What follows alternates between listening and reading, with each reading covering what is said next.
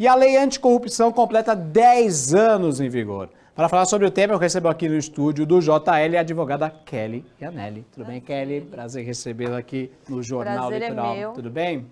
Prazer é meu, Thiago, e falar sobre a corrupção, né? Com certeza, infelizmente Um tema crônico, né? Um problema crônico mundial. Inclusive, o Brasil é signatário da ONU de uma convenção que visa a anticorrupção, né? A combate à corrupção. Então, precisava que fosse feita uma lei nacional para cuidar dos casos, né? A lei é lá de 2013, 1º de agosto de 2013, né? Exatamente. Eu queria que você explicasse para o telespectador em casa o que é a lei e como que ela funciona. Bom, a lei ela veio para punir, porque antes os agentes públicos que mexem com o dinheiro público, eles eram penalizados, mas as empresas privadas era mais difícil. Então, a lei veio para punir as empresas privadas e os fornecedores que com ela fazem contratos. Pessoas jurídicas. Pessoas jurídicas, isso mesmo. Então, ela veio para dar ênfase nessa punição, quando faz um ato lesivo contra a administração pública, tanto nacional quanto internacional. E ela veio para punir esses atos lesivos de uma forma de uma responsabilidade objetiva. Ou seja, na conduta não é exigido dolo ou culpa da conduta do agente. Certo. E a punição vem de acordo com o dano causado. Kelly, você acredita que a lei veio, né, à tona a partir dos escândalos da Lava Jato, por exemplo? Ela é anterior à Lava Jato. É verdade, tem razão. Ela é anterior à Lava Jato, inclusive algumas das inovações que foram trazidas com o texto da lei foram já logo de cara utilizados na Lava Jato, que foram o acordo de leniência, que foi muito questionado naquela época e é questionável até hoje, né?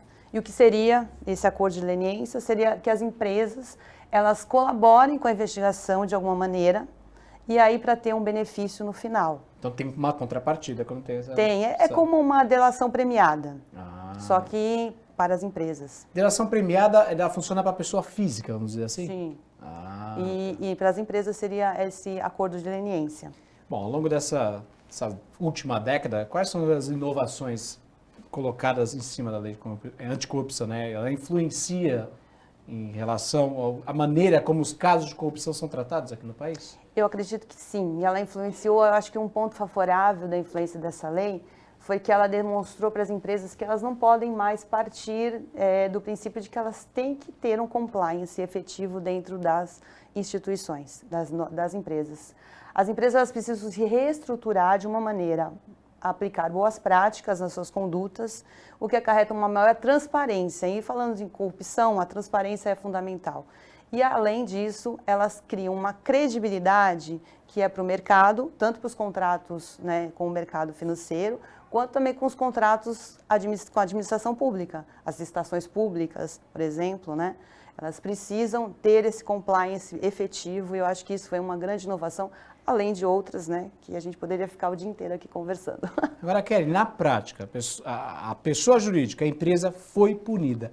O que acontece? Qual é a responsabilização caso a empresa seja condenada nessa lei? Então, existem as punições que a lei fala, tanto na seara administrativa quanto na seara civil. Mas eu acho que o mais importante é que atinge o patrimônio. E aí a lei prevê que você pode até atingir o faturamento de 20% da empresa. Então, eu acredito que quando a gente atinge o patrimônio, aí a empresa se recua um pouco, né? Com certeza. Ela pensa antes de fazer. Agora, a respeito de aprimoramentos, né? Na sua visão, na sua opinião, o que poderia ser aplicado para que a lei seja efetiva, seja mais eficaz para combater a corrupção nesse país? Então, eu acho que toda lei ela necessita de ajustes. Tá. Em 2013, o legislador não tinha como prever todos os acontecimentos, né? Os acontecimentos, as demandas são dinâmicas e também a lei tem que acompanhar esses ajustes. Mas eu acho que o grande ponto aqui, como eu falei, foi o compliance. As empresas trabalhando de uma maneira mais lícita, trabalhando dentro de uma lisura, trabalhando em boas práticas e fazendo com que as pequenas e médias também, porque como eu falei, acho que eu falei anteriormente, tanto as empresas quanto os fornecedores dessas empresas, os terceiros também respondem por essa lei.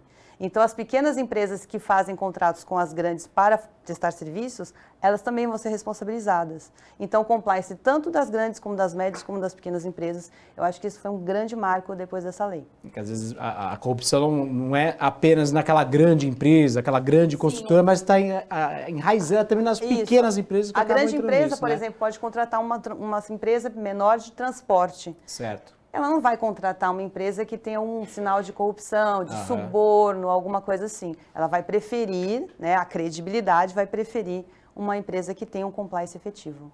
Perfeito. Kelly Iannelli, de advogada, falando sobre Muito 10 anos da lei anticorrupção no país. Muito obrigada. Eu queria agradecer e deixar um parabéns aqui adiantado, porque amanhã é Dia dos Advogados. Opa! Parabéns a todos os colegas. Sucesso. Parabéns então a todos os profissionais, advogados. Kelly, obrigado mais uma Obrigada a vez. você.